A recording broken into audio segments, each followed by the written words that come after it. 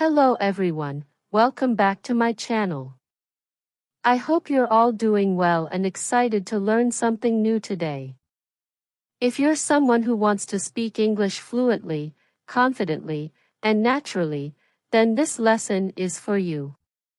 Today, I am going to teach you how to think in English, which is one of the most important steps to becoming a fluent English speaker. We all know how frustrating it can be when we have to stop and translate sentences from our native language into English before speaking. It slows us down, makes us feel less confident, and often leads to mistakes.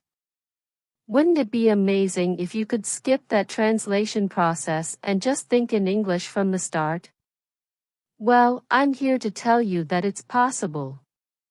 By following 4 simple stages, you can train your brain to think directly in English, and trust me, this will make a huge difference in how you speak.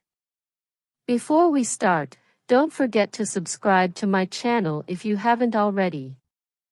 This way, you won't miss any of our lessons that will help you on your journey to speaking fluent English.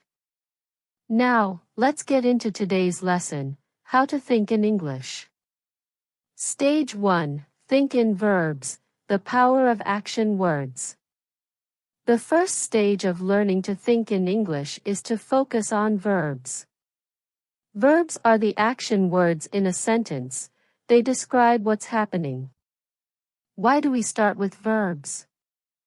Because action is all around us, and if we can think about what's happening in English, we can start forming sentences in our heads more quickly. Let's take an example.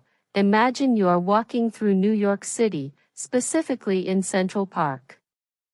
You see people everywhere, all engaged in different activities. What are they doing? Some people are running, others are talking. You see a dog chasing a ball, and someone is feeding pigeons. These actions are described using verbs: run, talk, chase, feed. By observing the actions around you, you can start thinking about them in English. This process of observing and identifying actions is something you can do anywhere. Whether you're standing at a bus stop in London, waiting at a traffic light, or sitting in a cafe in Paris, there are always actions happening around you. For example, on a busy street in Tokyo, you might see people walking quickly, someone riding a bicycle, or a group of friends laughing. You can mentally note these actions in English: walk, ride, laugh. But what if you're at home, where there's not much happening? You can still practice thinking in verbs by imagining scenarios or using pictures. For instance, look at a photo of a family picnic. What actions do you see? Maybe they are eating, playing, or relaxing. Even when you're indoors, you can practice identifying actions by thinking about what you might do in different situations. Imagine you're in your kitchen. You might be cooking, cleaning, or washing dishes. Key practice tip: set aside 5 to 10 minutes each day to practice thinking in verbs. Pick a different place each day and focus on the actions happening around you. As you do this regularly, you'll train your brain to think about actions in English, making it easier to describe what's happening in the moment. Stage 2, think in nouns, naming the world around you. Once you've practiced thinking in verbs, it's time to move on to nouns. Nouns are words that name people, places, things, or ideas. Just like verbs, nouns are everywhere. Everything around you has a name, and if you can think of these names in English, you'll be one step closer to thinking and speaking fluently. Let's take an example from a different city. Imagine you're in Sydney, Australia, standing by the famous Sydney Opera House. As you look around, you see the building, the harbour, and many tourists taking photos. You also see a boat in the water and a few seagulls flying above. Each of these things is a noun: building, harbor, tourists, boat, seagulls. It's important to practice thinking in nouns wherever you are. If you're at a market in Delhi, India, you might see fruits, vegetables, spices, and vendors. These are all nouns that describe the objects and people around you. Even if you're just sitting in your room, you can look around and identify nouns. For example, you might see a table, a chair, a book, and a laptop. Another great way to practice thinking in nouns is to describe what you're carrying with you. What's in your bag? Maybe you have a phone, some keys, and a wallet. If you practice naming these objects in English, it will soon become second nature. Over time, this will help you think faster and more clearly in English. Key practice tip: spend a few minutes each day naming the objects around you in English.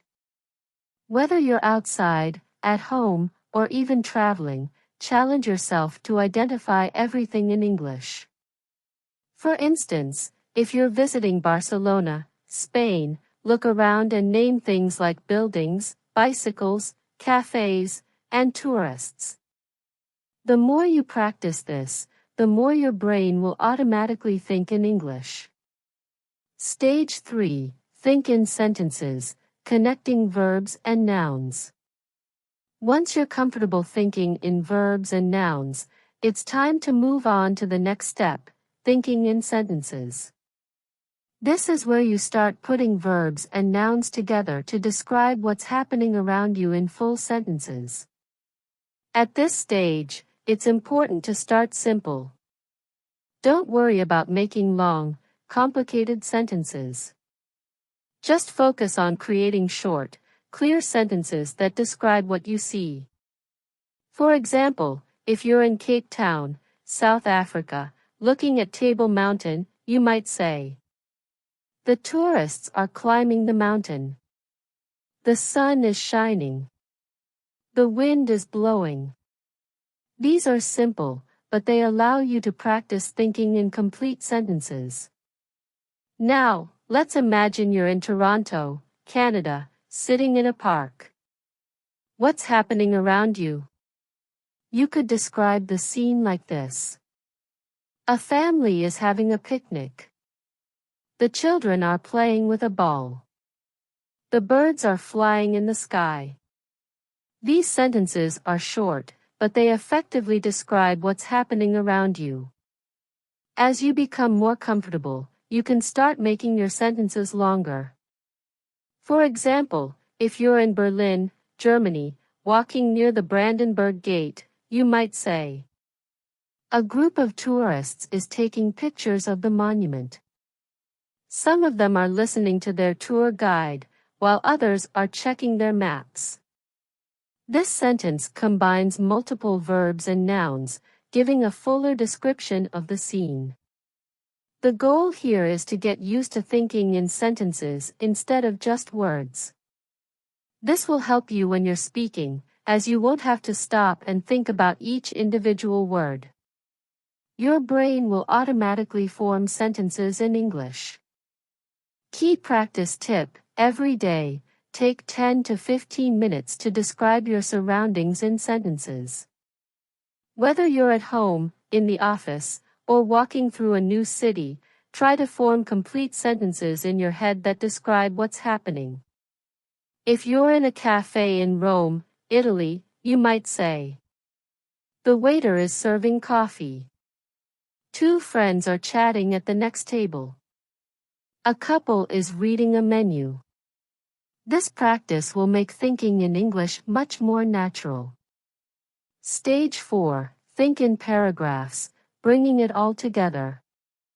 The final stage is to move from thinking in sentences to thinking in paragraphs.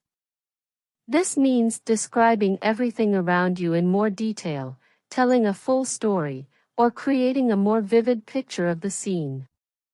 Imagine you're visiting the Great Wall of China. Here's how you might describe it in a paragraph. I'm standing on the Great Wall, and the view is incredible. The mountains stretch out as far as I can see, and the wall winds its way across the landscape.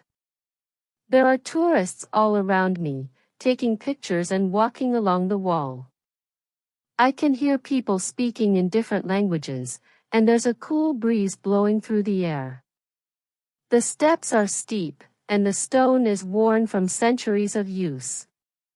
In this paragraph, you've combined everything: verbs, walking, speaking, nouns, tourists, mountains, wall, and sentences to create a full description of the scene. By practicing this, you start thinking in English more naturally. As you won't just be forming short sentences, you'll be able to describe things in full detail. Let's take another example. Imagine you're walking through a bustling market in Istanbul, Turkey. You might describe the scene like this. The market is filled with people, all busy shopping and bargaining with the vendors. I can smell the spices in the air, and the bright colors of the rugs and textiles catch my eye. A man is selling tea from a cart, and groups of tourists are taking photos. The sound of people talking and laughing fills the air, and the atmosphere is lively and energetic. When you practice thinking in paragraphs like this, you are training your brain to describe events and scenes in full detail without stopping to translate from your native language. This stage is essential because it helps you not only think in English but also express your thoughts in a more coherent and fluent way. By focusing on forming paragraphs, you can talk more naturally and at length, which is key when you're aiming for fluency. Let's take one more example to practice.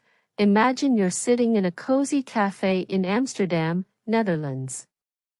Here's how you might describe the scene in a paragraph. I'm sitting at a small table by the window, sipping my coffee. The cafe is warm and inviting, with soft music playing in the background. Outside, I can see people riding their bicycles along the canal. The sky is cloudy, and it looks like it might rain soon. Inside, a few people are reading books, and a couple is chatting quietly over their breakfast.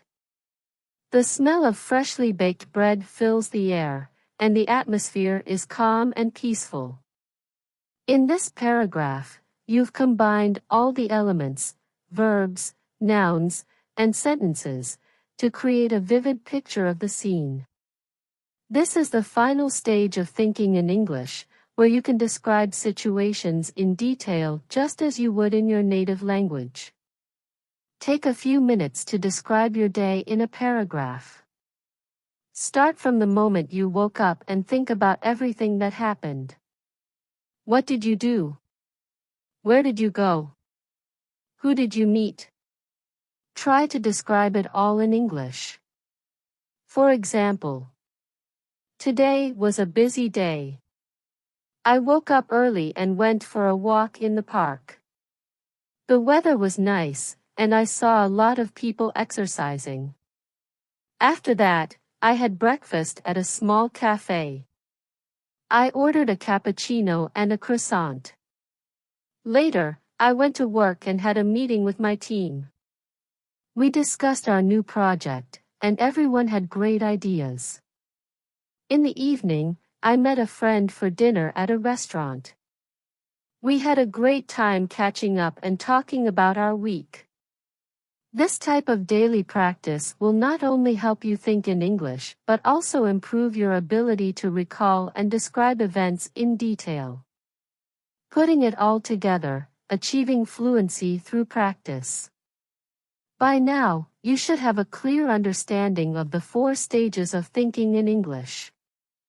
Think in verbs, focus on action words and describe what is happening around you. Think in nouns, name the people, places, and things you see in your surroundings. Think in sentences, combine verbs and nouns to form short, simple sentences. Think in paragraphs. Bring everything together to create detailed descriptions of scenes and events. Each of these stages builds on the previous one, helping you develop the ability to think directly in English without the need for translation. It's important to practice each stage regularly, as this will train your brain to process information in English more naturally. Why thinking in English is essential for fluency. Now that you understand the stages, let's talk about why this method works. When you first start learning English, you likely translate from your native language. This is natural, but it creates a delay in your speaking. Instead of speaking smoothly, you have to pause and think about what to say, which can make you feel less confident. By practicing thinking in English, you eliminate that translation step. Your thoughts will naturally form in English, making your speech faster and more fluid.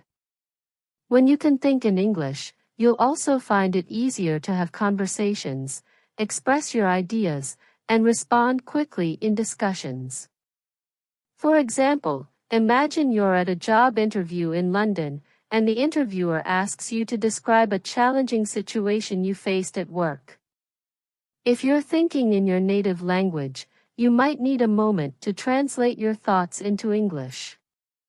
But if you've trained yourself to think in English, you can respond immediately and confidently without hesitation. The same goes for everyday conversations. Whether you're chatting with friends, giving a presentation, or even ordering food at a restaurant, being able to think in English will make the process much smoother. Practical exercises to help you think in English. Now that you've learned the 4 stages, here are some practical exercises you can do to improve your ability to think in English daily. Daily observation. Spend 10 to 15 minutes each day observing your surroundings and describing them in English. Whether you're on the bus, at the park, or walking through your neighborhood, challenge yourself to describe everything you see using verbs, nouns, and sentences. Picture descriptions.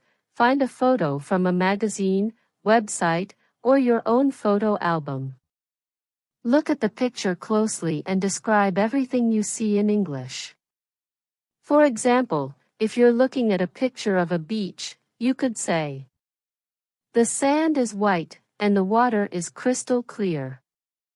There are a few people swimming, and some children are building a sandcastle. In the distance, I can see a boat sailing on the horizon." Write a journal. At the end of each day, write a short journal entry in English. Start by describing what you did that day, where you went, and who you met. As you practice, try to include more details in your descriptions. Talk to yourself.